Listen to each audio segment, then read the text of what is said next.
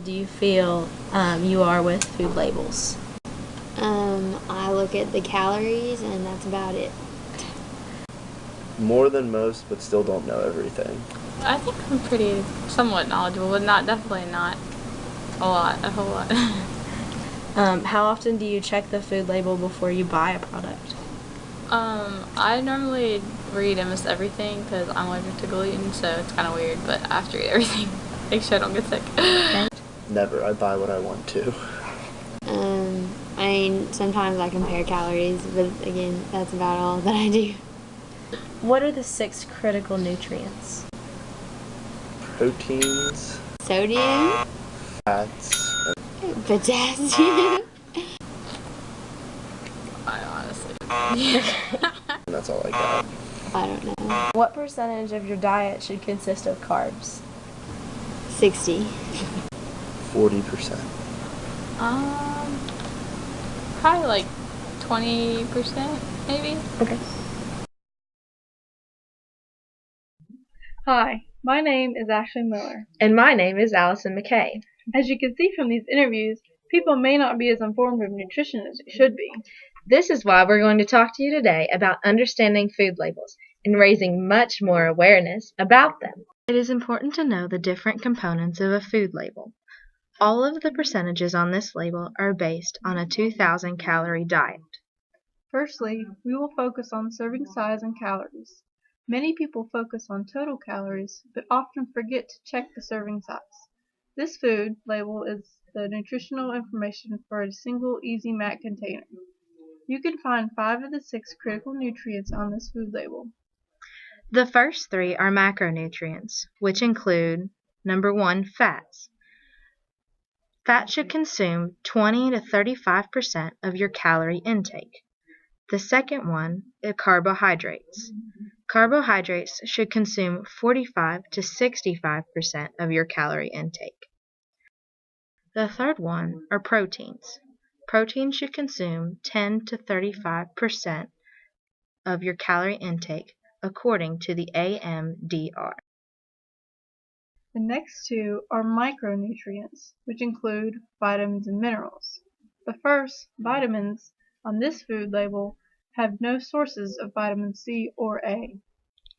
Minerals on this food include calcium and iron. Water is the final critical nutrient. You should consume between 9 to 13 cups a day, dependent on your gender and physical activity level. Let's look back on our interviews to see how much our students rely on advertising on food products. Which do you think is healthier, multigrain bread or whole wheat bread? I would think multigrain because you're getting a variety and not just like one certain kind. I think that's a multi-grain bread. It's better.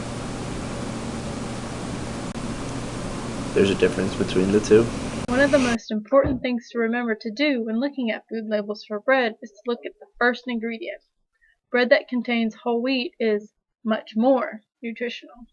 Whole wheat means that the entire seed or grain is included in the bread, which can make a difference in the fiber content. Manufacturers will often use misleading labels which can confuse the consumer, such as multigrain and enriched wheat flour in the ingredients. Now let's see what else our students know about food labels. Out of the 3 juices before you, which one do you think is the most healthiest, and which one do you think is the least healthiest, and why?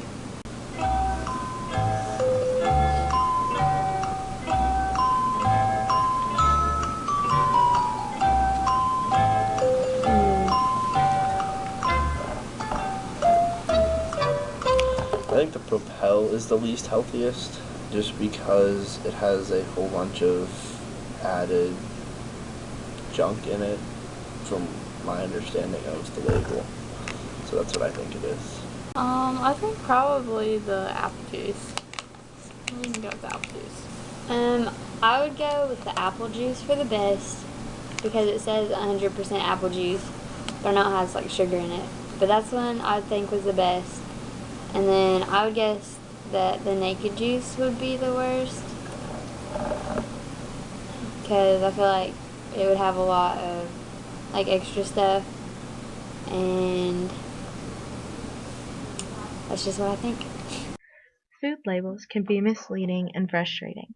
Nearly 59% of consumers have a hard time understanding nutrition labels, according to a Nielsen study. Some examples of this include cholesterol-free, organic, made with real fruit, gluten-free, fat-free, zero trans fat, sugar-free, all natural, and 100% juice, as shown on our apple juice label. The FDA has made several attempts to regulate food labels, but it is up to the consumer to be informed. As you can see, food labels can be confusing for the general public. It is important for us as health educators to teach people about these labels and what they are consuming.